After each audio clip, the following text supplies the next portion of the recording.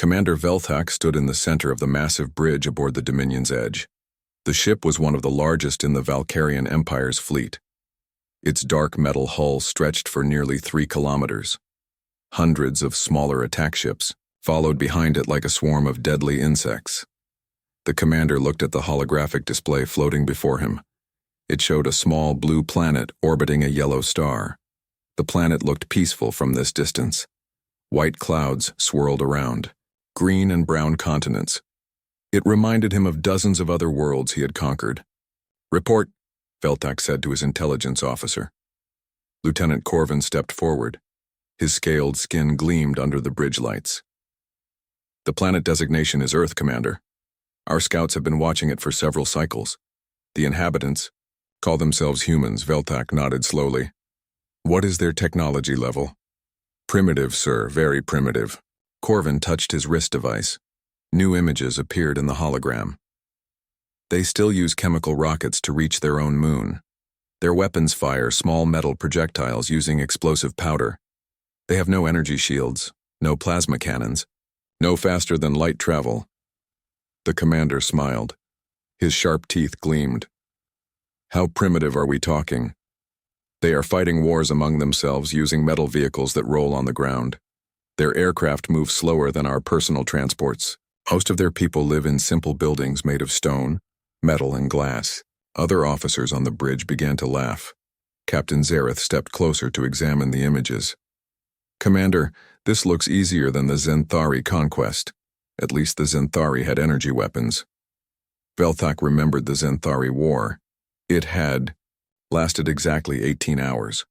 The Zenthari were known across the galaxy for their advanced technology and strong military. They had energy shields that could stop most attacks. They had weapons that could destroy ships in space. They had been preparing for war for generations, but the Valkyrian Empire had crushed them anyway. "How many ships do we need for this Earth?" Velthak asked. Lieutenant Corvin checked his datapad. "Intelligence suggests 50 ships should be more than enough. The humans have no space defenses. They cannot even detect our approach until we are very close to their planet. And ground forces. 10,000 warriors should be sufficient for complete conquest. The humans are divided into many small nations. They spend most of their time fighting each other instead of working together. Once we destroy their major cities, the rest will surrender quickly." Velthak walked to the large window at the front of the bridge. Space stretched out before him, filled with distant stars. Each star represented potential worlds to conquer. Each world meant more resources for the Empire. Each conquest made the Valkyrians stronger. "Have they responded to our initial contact attempt?" the commander asked. "Yes, sir. We sent the standard surrender demand 3 days ago. They received it through their primitive communication networks. So far, there has been no official response from any of their governments." "No response at all?" Corvin shook his head. "Nothing official, Commander. However, our listening posts have detected increased communications between their military forces. They seem to be talking to each other more than usual." Captain Zareth laughed again, probably arguing about who gets to surrender first. Meanwhile on Earth, Dr. Hyunwoo sat in his small office at the Seoul Institute for Space Research. Coffee cups and data printouts covered his desk. His computer screen showed wave patterns and signal analysis from deep space. He had not slept in 48 hours. His colleague, Dr. So-min, rushed into the office. Her hair was messy from working all night. "Hyunwoo, we got another transmission. This one is different." "Different how?" Hyunwoo asked, looking up from his computer. "It is not random signals this time. The computer says it contains language patterns. Real communication." Dr. So-min connected her tablet to the main screen. Symbols and patterns filled the display. The computer had been trying to decode the message for hours. Slowly, words began to appear in Korean. "Attention, inhabitants of the third planet. You have 7 of your days to surrender unconditionally. Prepare your world for absorption into the Valkyrian Empire. Resistance will result in complete destruction of your species." Hyunwoo stared at the message. His hands began to shake slightly. "Are you sure this translation is correct?" The computer ran it through every language database we have. The message Is the same in all languages, English, Chinese, Russian, Arabic, all the same warning. Dr. So Min sat down heavily in a chair. What do we do now? Before Hyunwoo could answer, their supervisor, Dr. Ki-tae, entered the room. He was an older man who had worked in space research for 30 years. His face looked very serious. I just spoke with the Ministry of Defense, Ki-tae said. Similar messages have been received by space agencies around the world. The Americans got it. The Europeans got it. The Chinese got it. Everyone got the same message. What did the government say? So Min asked. They want us to keep monitoring the signals. Try to learn more about these Valkyrians. Find out where they are coming from and when they might arrive. Hyunwoo turned back to his computer. I am detecting movement at the edge of our solar system. Something big is coming this way. Back on the Dominion's edge, Commander Velthak reviewed the final intelligence reports.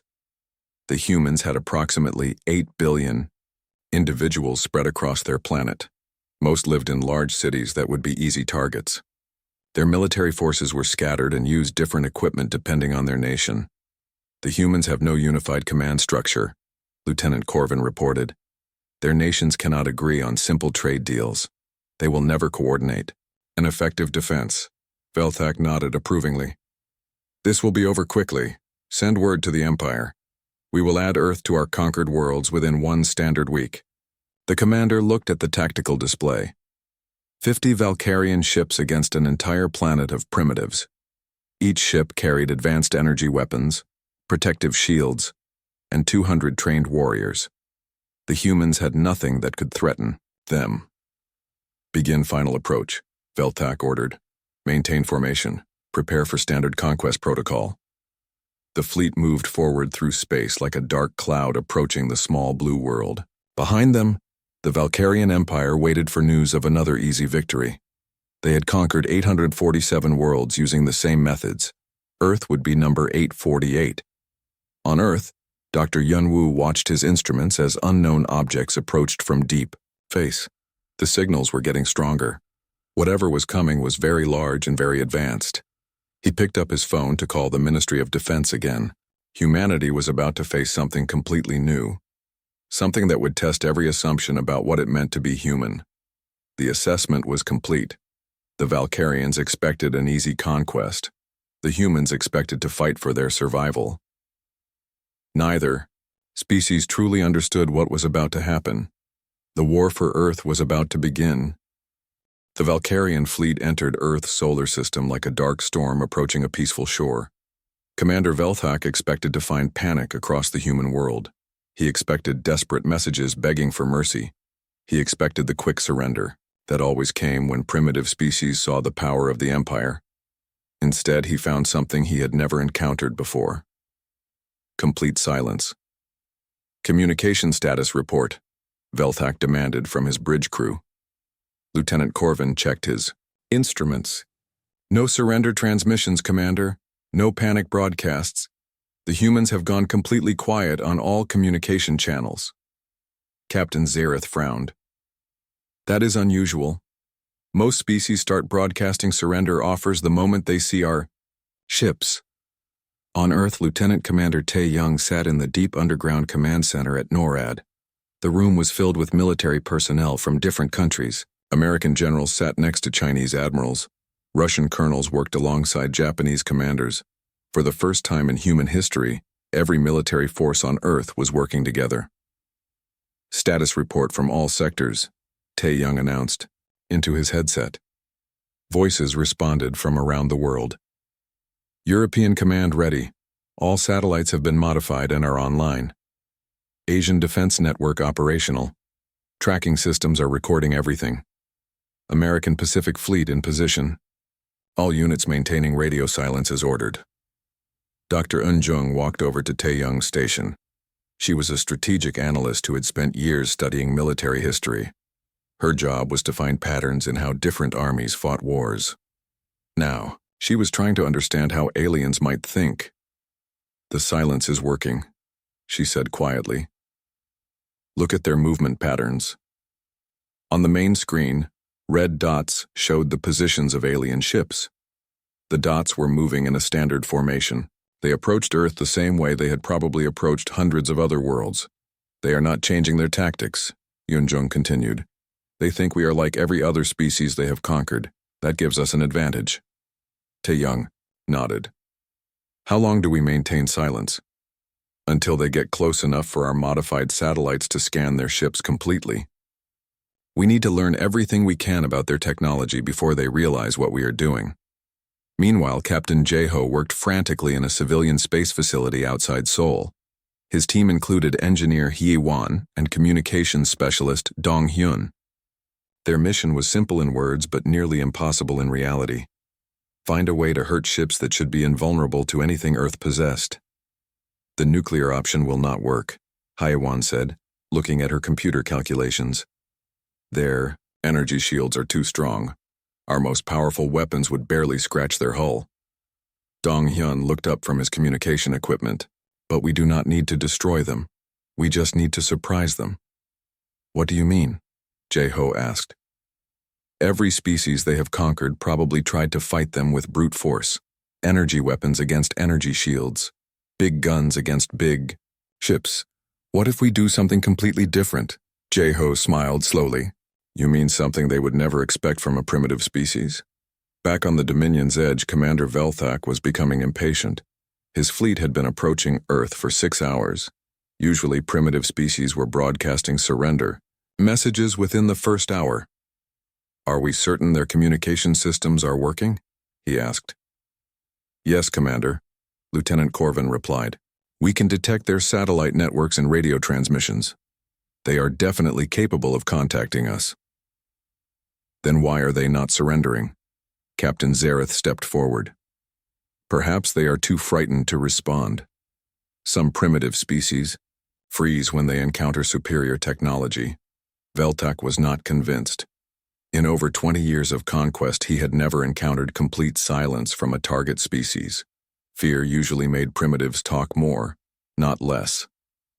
Send another message, he ordered. Make it clear what will happen if they do not surrender. The second Valkyrian message reached Earth 30 minutes later. Dr. Hyunwoo and his team at the Seoul Institute translated it immediately. Your silence will not save you. Surrender now, or watch your cities burn. This is your final warning. Doctor, So-min looked worried. Should we respond? Let them know we received their message? Before Dr. Hyunwoo could answer, 12-year-old Ji-hoon walked into their laboratory. He was Dr. Kitae's nephew and had been helping with simple computer tasks since the crisis began. The boy was very good with technology and had been learning about space communication. I have an idea, Ji-hoon said quietly. The adults looked at him with surprise. What kind of idea? Dr. Hyunwoo asked. What if we send them a message that shows we are not as simple as they think? Something that proves we understand their technology? Dr. So-min knelt down to Ji-hoon's level. What did you have in mind? The boy walked over to the computer that had been analyzing the alien signals. Their ships are sending out scanning beams to look at our planet, but the same beams are telling us about their ships. Ji-hoon's fingers moved quickly across the keyboard. Numbers and calculations appeared on the screen. Look, I can calculate the size of their ships, what materials they are made from, and how much energy they use. The adults stared in amazement. The 12-year-old had figured out something their computers had been working on for hours. If I can do this, Ji-hoon continued, we can send them a message that includes information about their own ships. That would surprise them. Dr. Hyunwoo smiled. Do it, Ji-hoon typed quickly. His message was simple but powerful. We are not as easy as you think. Then he attached detailed technical specifications of the lead Valkyrian ship's hull composition, energy output, and defensive capabilities. The message reached the Dominion's edge 20 minutes later. Commander Velthak read the translation and felt his blood turn cold. The message was not just words. It contained precise technical data about his own ship, information that should have been impossible for primitives to obtain. How did they get this data? He demanded. Lieutenant Corvin's hands shook as he checked his instruments. Commander, their satellites have been scanning us continuously since we entered their solar system. We dismissed them as primitive observation equipment. You mean they have been studying us this entire time? Yes, sir. Every transmission we have sent has given them more information about our technology. Captain Zareth looked confused. But they are primitives. How could they analyze our technology so quickly? Velthak stared at the message again. The technical specifications were completely accurate. The humans had figured out details about his ship that took Valkyrian engineers years to design. Perhaps, the commander said slowly, we have underestimated them. On Earth, Ji-hoon's message had an immediate effect. Military commanders around the world realized that silence was more powerful than threats. While the aliens expected panic and surrender, humans were quietly learning everything they could about their enemies. Dr. Yoon-jung smiled as she watched the alien fleet's movement patterns. They are confused now. This is not going according to their standard plan. Lieutenant Commander Tae-young opened communication channels to military leaders worldwide. Phase 1 is complete. We have detailed scans of their ships and weapons. Begin Phase 2. What is Phase 2? Asked a general from European Command. Tae-young looked at the tactical display. Now we show them what happens when 8 billion humans decide to work together. The first phase of humanity's defense had been gathering information. The second phase would be much more active, and the Valkyrians were about to learn their first lesson about human warfare. Never assume that primitive technology means primitive thinking. Commander Velthak decided it was time to show the humans the true power of the Valkyrian Empire. If they would not surrender through words, they would surrender through fear. Target the uninhabited moon, he ordered. Full power bombardment. Let them see what happens to worlds that resist us. The Dominion's Edge and 12 escort ships turned their energy cannons toward Earth's moon. Bright blue beams lanced through space. The moon's surface erupted in massive explosions. Chunks of rock flew in all directions. Within 10 minutes, the entire side of the moon facing Earth was scarred with deep craters. That should convince them, Captain Zareth said with satisfaction. No primitive species can watch their moon get destroyed and still think they can resist. Commander Velthak expected immediate surrender messages to flood their communication systems. Instead, something else happened. The humans became even more active. On Earth, Dr. Sungmin watched the moon bombardment through the most powerful telescope in Asia. She worked with an international team of physicists that included Dr. Yeonsu from Japan and Dr. Chan Wu from Australia. All three had been studying the alien energy signatures since the fleet arrived. Did you record everything? Sungmin asked her colleagues. Every energy pulse, every beam frequency, every power fluctuation, Yeonsu replied. The computer is analyzing their weapon systems right now. Dr. Chan Wu looked up from his calculations. This is incredible. Their energy weapons follow predictable patterns they have to charge between shots, and look at this. He pointed to his computer screen. Their ships move apart before firing. That means they are worried about hitting each other. Their own weapons are so powerful they could damage their own fleet. Sungmin smiled. What else? Their targeting systems lock onto the largest mass in an area. That is why they could hit the moon so easily.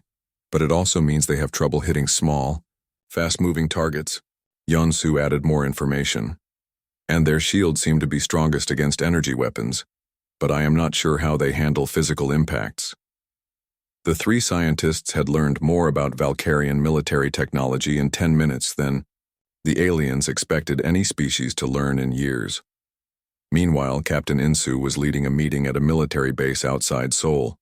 The room was filled with pilots, engineers, and strategists from around the world. They were working on Phase 2 of humanity's defense plan.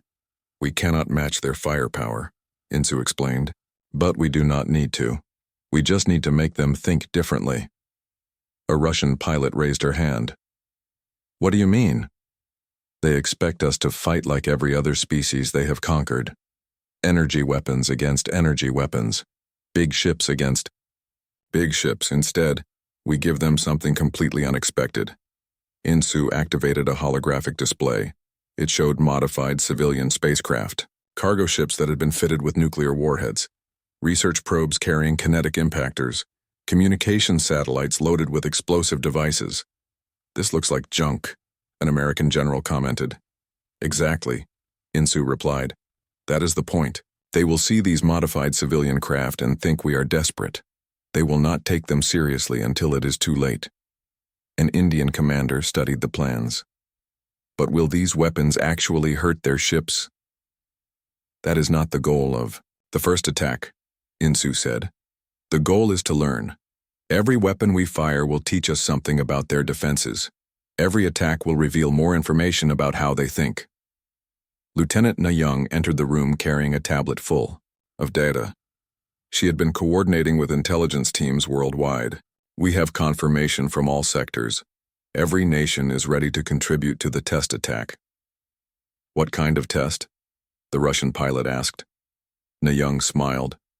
We are going to show them our worst weapons first. Let them think they have seen everything we can do. Then, while they are feeling confident, we hit them with our real plan. Back on the Dominion's edge, Commander Velthak was growing frustrated. The moon bombardment had been 6 hours ago. Still no surrender messages from Earth. Are we certain they saw the demonstration? He asked Lieutenant Corvin. Yes, Commander. Our sensors detected massive communications activity on their planet. During the bombardment, they definitely witnessed our power. Captain Zareth checked the tactical display. Perhaps they are arguing among themselves about who should negotiate the surrender. Suddenly, the ship's alert systems activated. Commander, the weapons officer called out. We are detecting launches from the planet, multiple objects heading our way. Veltak looked at the display. Dozens of small craft were rising from Earth's surface. They moved slowly and used primitive chemical propulsion. What are those? Appears to be modified civilian vessels, sir. Cargo ships and research probes. Some kind of desperate last attack. The commander almost laughed. They are sending cargo ships against us? This is their military response? The human ships approached the Valkyrian fleet in scattered formation. They moved awkwardly, like civilian craft that had been hastily converted for combat. Their weapons were crude nuclear devices and simple kinetic projectiles. Should we destroy them immediately? Captain Zareth asked. No, Veltak replied. Let them get closer. I want them to see how useless their weapons are against our shields. Maybe that will finally convince them to surrender. The first human attack came exactly as the Valkyrians expected. Nuclear warheads exploded against their energy shields without causing any damage. Kinetic projectiles bounced harmlessly off their armor. The primitive human weapons seemed completely ineffective. Pathetic, Captain Zareth commented. Their most powerful weapons cannot even scratch our shields. But Commander Velthak noticed something strange. The human ships were not trying to maximize damage. They seemed to be testing different approaches. Some attacked from above, others from below. Some fired single weapons, others fired in groups. Why are they using such different attack patterns? He wondered aloud. Lieutenant Corvin was busy analyzing the human assault. Perhaps they do not know which weapons work best. They are trying everything they can think of. On Earth, Lieutenant Na-Young was recording every detail of the failed attack. Her computer screen showed shield energy levels, response times, and defensive movements of the alien ships. Perfect, she said to her communication team. We got everything we needed. Dr. Sungmin's voice came through the radio from the physics laboratory. The shield harmonics are exactly what we predicted, and look at their movement patterns. Na-Young studied the data. They move their ships in formation, even during combat. They are not worried about individual attacks because no single primitive ship can hurt them, which means they are not prepared for coordinated attacks from multiple directions, Dr. Yansu added. Captain Insu contacted Na-Young from the military command center. How much did we learn from the test attack? Everything we hoped for, Na-Young replied. Their shields, their response times, their tactical psychology. We know how they think now. And how do they think? Like conquerors who have never lost a battle. They expect every fight to be easy. They do not know how to handle enemies who learn and adapt. Insu smiled. Then they are about to get their first lesson in human warfare. The failed human attack had accomplished exactly what it was designed to do. While the Valkyrians celebrated their easy victory, humans around the world were analyzing every piece of data they had gathered. Commander Velthak felt confident again. The primitive human assault had been exactly what he expected. Weak, disorganized, and completely ineffective. "Send a message to their planet," he ordered. "Tell them their pathetic attack has failed. Demand their immediate surrender." But the commander had made a critical mistake. He assumed that failed attacks meant failed intelligence. He did not understand that humans had turned their entire first assault into a massive intelligence-gathering operation. Every failed human weapon had been a sensor. Every desperate attack had been a carefully planned test. Every useless assault had revealed critical information about Valkyrian capabilities and psychology. The real battle for Earth was about to begin, and the aliens had no idea what they were truly facing. Commander Velthak was tired of waiting for Earth's surrender. The humans had seen their moon destroyed and their pathetic attack defeated. It was time to end this conquest and move on to more important campaigns. "Begin landing operations," he ordered. "Deploy ground forces to the major population centers. Focus on the Asian regions where the strongest resistance signals are coming from." Captain Zareth studied the tactical display. "Should we land near their military bases first?" "No. Land in their cities. When civilians see our warriors, they will force their governments to surrender quickly." The commander felt confident in his strategy. It had worked perfectly on 847 other worlds. Civilians always panicked when they saw Valkyrian warriors. Governments always chose surrender over watching their people die. What Velthak did not know was that he was walking directly into the most sophisticated trap in human history. Colonel Boram sat in a bunker deep beneath Seoul. She had been coordinating with military leaders around the world for weeks. The walls around her were covered with maps, communication equipment, and strategic plans written by the best military minds on Earth. "Confirm status from all sectors," she spoke into her headset. "European theater ready. All civilians evacuated. To safe zones. Military assets in position. American Pacific Command operational. Naval forces deployed according to Plan 7. Asian Defense Network active. All modified infrastructure systems standing by." Dr. Wu Jin entered the bunker carrying a tablet full of scientific data. He had been working with engineering teams to modify everything from buildings to vehicles, according to specifications developed by Earth's greatest strategic minds. "The modifications are complete," he reported. "Every major city, every military installation, every piece of infrastructure has been prepared according to the plan." Boram nodded. "And the civilians?" "All evacuated to hardened shelters or moved to rural areas. The cities look abandoned, but everything is ready." Above ground, Seoul looked like a city in chaos. Cars were abandoned in the streets. Buildings appeared empty. Military vehicles moved randomly in all directions. It looked exactly like what the Valkyrians expected to see when they conquered a primitive world. But the chaos was completely fake. Every abandoned car had been positioned exactly where strategist Yu Jin and her planning team wanted it. Every empty building contained hidden surprises. Every random military movement was part of a coordinated plan that had taken weeks to develop. The Valkyrian landing craft descended toward Earth's major cities like deadly insects. Each craft carried 200 warriors equipped with energy weapons and personal shields. They expected to face panicked civilians and disorganized military resistance. Engineering specialist Kyung-soo monitored the alien landing from a hidden control room beneath Seoul. His job was to coordinate the most ambitious trap in military history. Around him, technicians watched screens showing every major city on Earth. "Landing craft entering urban areas now," one technician reported. "Confirmed. Alien forces deploying in Beijing, Tokyo, Seoul, New York, London, and Moscow simultaneously," another added. Kyung-soo smiled grimly. "Wait for my signal. Let them get fully committed to ground operations." The first Valkyrian warriors stepped onto Earth's surface expecting immediate victory. Instead, they found something puzzling. The cities appeared deserted, but not destroyed. The humans seemed to have fled, but they had left everything behind. Commander Velthak watched the landing operations from his ship. Status report from ground forces.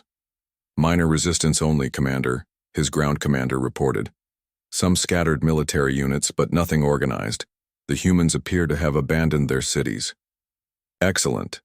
Begin occupation procedures. Set up command posts and start processing the population. But as Valkyrian forces spread through Earth's cities, something strange began to happen. The abandoned cars started exploding. The empty buildings revealed hidden weapons. The scattered military units turned out to be highly trained special forces who knew every street and building. Ground Commander to Dominion's Edge, came an urgent transmission. We are taking unexpected casualties. The humans have turned their entire cities into weapons. Velthak frowned. Explain. Every building contains surprises, sir. Hidden explosive devices, concealed firing positions, booby traps in every vehicle, and their military forces are not disorganized. They are using coordinated small unit tactics. In Seoul, Kyung-soo activated the second phase of the trap. All systems, execute Phase 2. Across Earth's major cities, infrastructure that the aliens had dismissed as primitive revealed its true purpose. Traffic light systems became targeting. Networks. Subway tunnels became rapid troop movement corridors. Communication towers became jamming devices that disrupted Valkyrian equipment. Every building, every street, every piece of technology had been modified for urban warfare against technologically superior enemies. The humans had turned their own cities into massive military installations. This is impossible, Captain Zareth said, watching the casualty reports from Earth. Primitive species do not fight like this. Commander Velthak was beginning to understand his mistake. They are not fighting like primitives. They are fighting like experts. The trap was working exactly as Earth's strategists had planned. The Valkyrians had expected to face panicked civilians and scattered military resistance. Instead, they found themselves fighting an entire planet that had been carefully prepared for exactly this kind of invasion. Dr. Wu Jin coordinated with resistance cells around the world from his hidden facility. Beijing reports successful activation of all modified systems. London confirms full deployment of urban defense networks. New York has Valkyrian forces trapped in the financial district. Colonel Boram listened to reports from every major city. Casualty reports? Minimal human losses, heavy alien casualties. They are not prepared for this kind of warfare. The Valkyrians were learning something they had never encountered before. Earth's humans fought harder the more desperate the situation became. Every setback made them more determined. Every casualty made them angrier. Captain Juwan led a special forces unit through the modified Seoul subway system. His team included soldiers from 12 different countries, all working together with perfect coordination. They moved through tunnels that had been secretly reinforced and equipped with advanced communication systems. Target acquired, Juwan reported. Valkyrian command post established in the central business district. Confirmed, Boram replied from the bunker. All units converge on that position. Time to show them what coordinated human tactics look like. The attack on the Valkyrian command post was unlike anything the aliens had ever experienced. Human forces appeared from sewers, rooftops, underground tunnels, and concealed positions inside buildings. They moved with perfect timing and coordination. But the most shocking part was not their coordination. It was their complete understanding of Valkyrian tactical psychology. The humans had studied weeks of alien communication intercepts. They knew how Valkyrian commanders thought. They knew how alien soldiers reacted under pressure.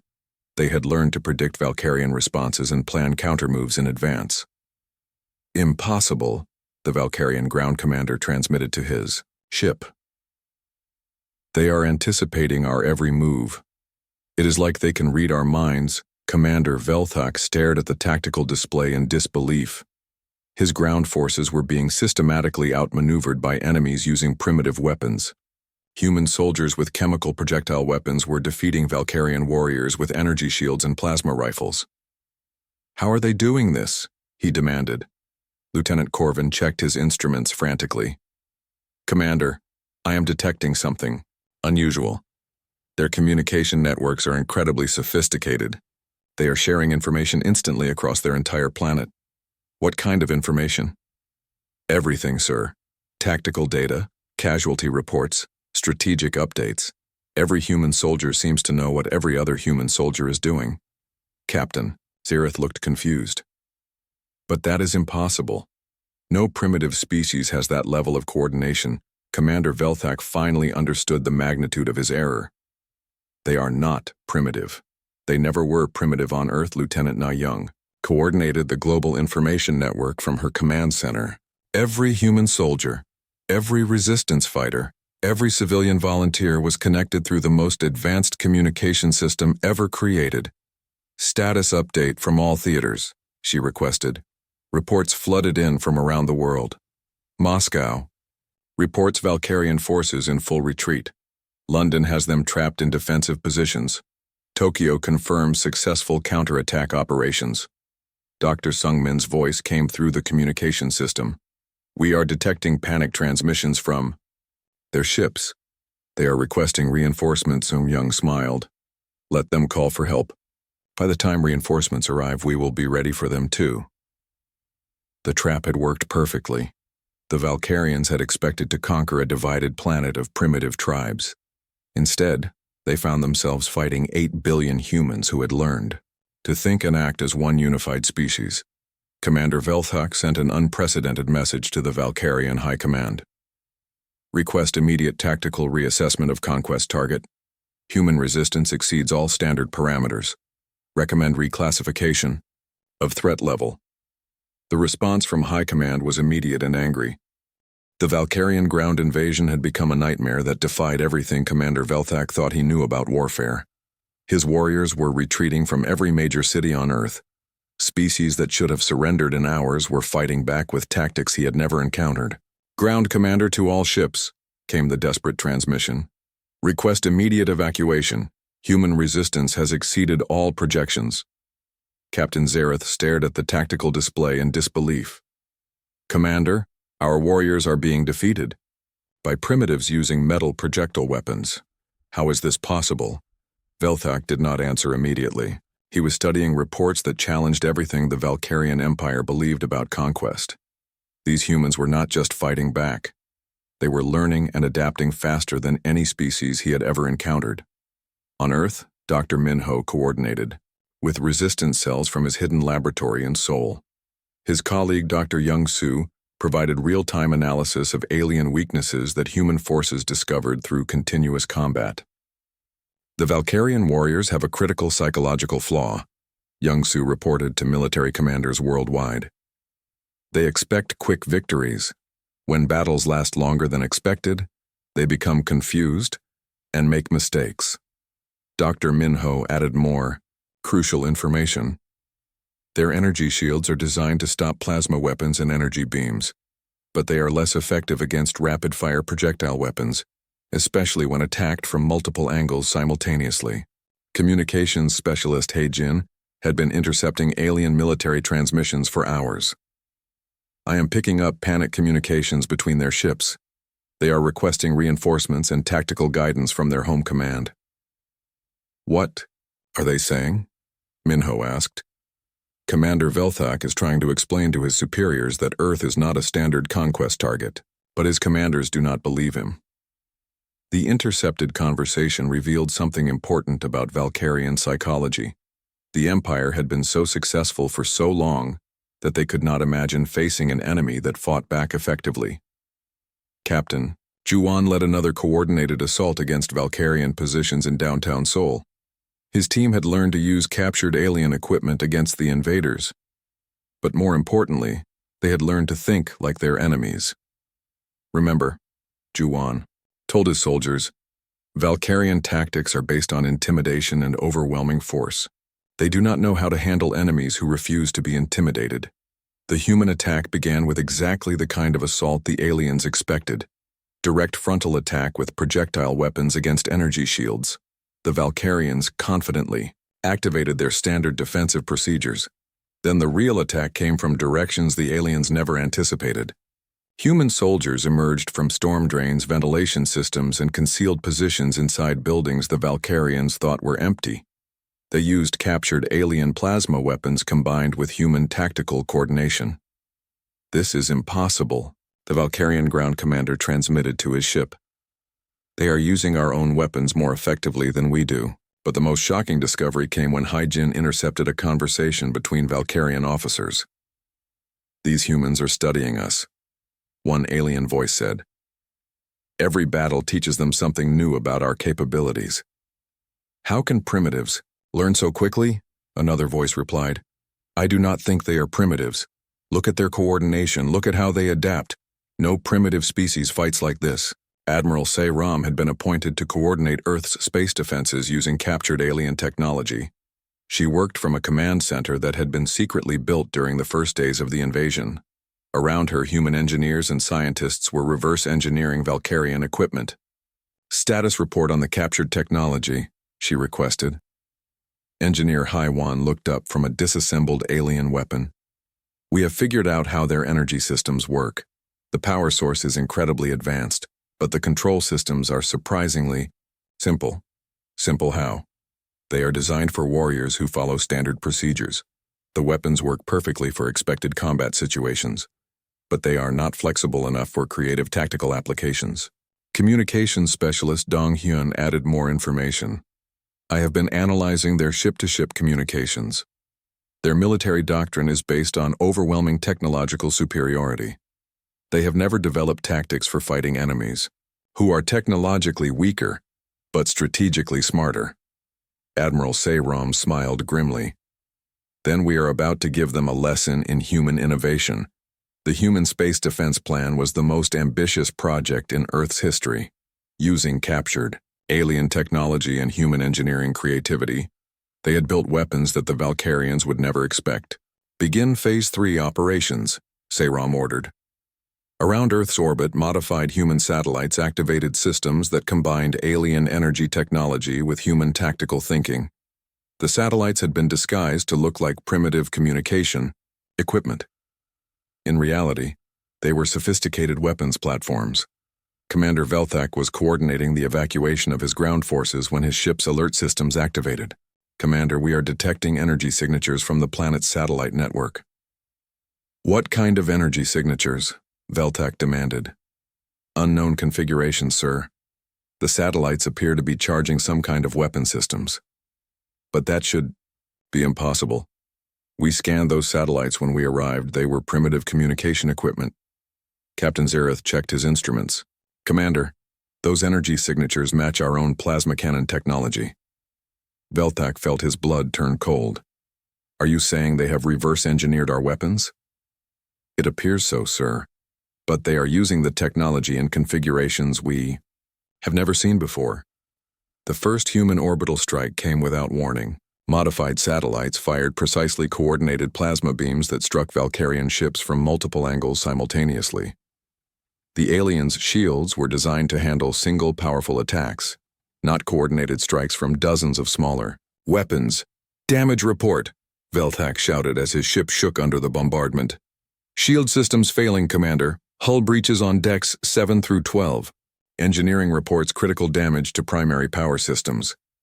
Specialist O Young monitored the battle from Earth's Space Defense Center. Direct hits confirmed on 12 enemy vessels, 3 ships showing critical damage, enemy formation breaking apart. Dr. Lehan worked alongside her, analyzing alien response patterns. "They are trying to retreat to a safe distance, but look at their movement patterns." "What about them?" "They are still using standard fleet maneuvers. Even under attack, they cannot break away from their established tactical doctrine." Admiral Se-Ram recognized the opportunity immediately. "All orbital platforms, target the retreating ships. Coordinate strikes to force them into defensive positions." The human orbital assault was unlike anything the Valkyrians had ever experienced. Earth's weapons were less powerful than standard alien technology, but they were used with tactical precision that the Empire had never encountered. "Commander," Lieutenant Corvin reported with shaking voice, "we are receiving an urgent transmission from the Empire High Command." "What do they want?" "They are demanding an immediate status report. They want to know why the conquest is taking so long." Velthak stared at the tactical display, showing his damaged fleet retreating from a planet they had expected to conquer in hours. How could he explain to the Empire that primitive humans had outfought the greatest military force in the galaxy? "Send this message to High Command," he said quietly. "Request immediate reclassification of species designation human. Recommend immediate strategic withdrawal. These are not primitives. They are the most dangerous tactical minds we have ever encountered." On Earth, Dr. Hyojin and Dr. Kwang Min worked with international teams to prepare for humanity's next phase. They had successfully defended their world, but they knew the Valkyrians would return with larger fleets. "We need to be ready for their next attack," Hyojin said. "They will not underestimate us again." Kwang Min nodded. "But now we understand their technology, and more importantly, we understand their psychology." The battle for Earth had revealed something that would change the galaxy forever.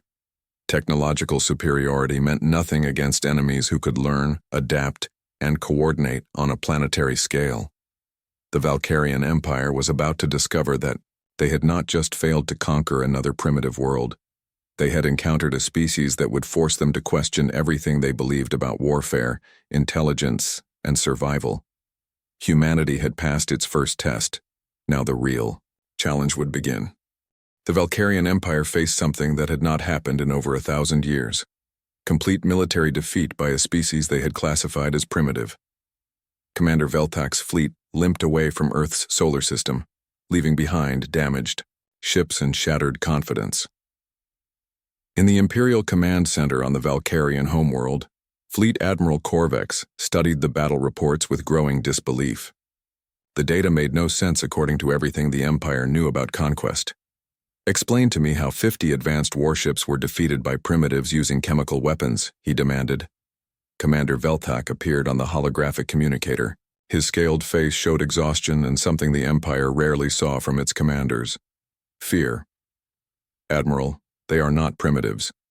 We made a critical error in our assessment." "What kind of error?" "We assumed that technological advancement equals strategic intelligence. The humans proved that assumption wrong." Admiral Korvex reviewed the tactical data. "According to these reports, they used our own weapons against us. How is that possible?" "They reverse-engineered our technology in a matter of days. But that was not their greatest advantage. Their greatest advantage was coordination." On Earth, Dr. Sunghua led the team responsible for analyzing all captured Valkyrian technology. Her laboratory was filled with alien equipment that human engineers were studying and improving. The pace of technological advancement was incredible. "Status: report on the reverse engineering project," she requested from her team. Engineer Taimin looked up from a disassembled alien power core. "We have successfully replicated their energy generation systems, but we are making them more efficient using human engineering principles." "How much more efficient?" 30% improvement in power output, 50% reduction in size. The aliens build powerful technology, but they do not optimize it. Dr. Yuna added more information from her analysis station. "Their computer systems are incredibly advanced but surprisingly rigid. They are designed to follow predetermined programs perfectly. They cannot adapt to unexpected situations." Sunghua smiled. "What does that tell us about Valkyrian thinking?" "They rely on overwhelming force and standard procedures. They have never needed to develop creative solutions because their technology was always superior to their enemies. Until they met us." Meanwhile, Admiral Seyram was preparing for humanity's first expansion beyond Earth. Using captured alien technology and human innovation, Earth's space fleet was growing rapidly. Ships that combined Valkyrian power systems with human tactical thinking. "Fleet status report," she requested from Captain Jeho. 12 modified vessels ready for space operations. Each ship combines alien energy weapons with human coordination systems. We are ready to pursue the retreating Valkyrian forces. Pursuit objectives: gather intelligence on their base locations. Demonstrate that Earth will not remain passive. Show them that humans can fight in space as effectively as we fight on the ground. The human pursuit of the Valkyrian fleet shocked the alien commanders. They expected primitives to celebrate survival, and returned to their normal lives. Instead, they found human ships following them through space using captured technology. Specialist. Young monitored galactic communications from Earth's new space tracking center. I am intercepting transmissions between Valkyrian ships and their home command. They are panicking. What are they saying? Admiral Seyram asked. Commander Velthak is trying to explain to his superiors that humans are pursuing them. But the Empire High Command does not believe that primitives would chase advanced alien fleets through space. Dr. Li Han worked with her international colleagues Dr. Hyojin and Dr. Kwang Min to prepare Earth for contact with other galactic civilizations. The defeat of the Valkyrians would not remain secret for long. We need to understand the political structure of galactic civilization, Li Han explained. The Valkyrians have conquered 847 worlds. That means there are other species out there. Hyojin studied intercepted alien communications. According to their transmissions, the Valkyrian Empire is one of several major powers in the galaxy. They have enemies and rivals. Which means, Kwang Min added, our defeat of the Valkyrians will be noticed by other species. Li Han nodded. We need to be ready for contact with aliens who might be friendly, hostile, or simply curious about the species that defeated the Empire. The galactic consequences of Earth's victory became clear when the Valkyrian Empire issued an unprecedented declaration. For the first time in their history, they designated a world as forbidden territory.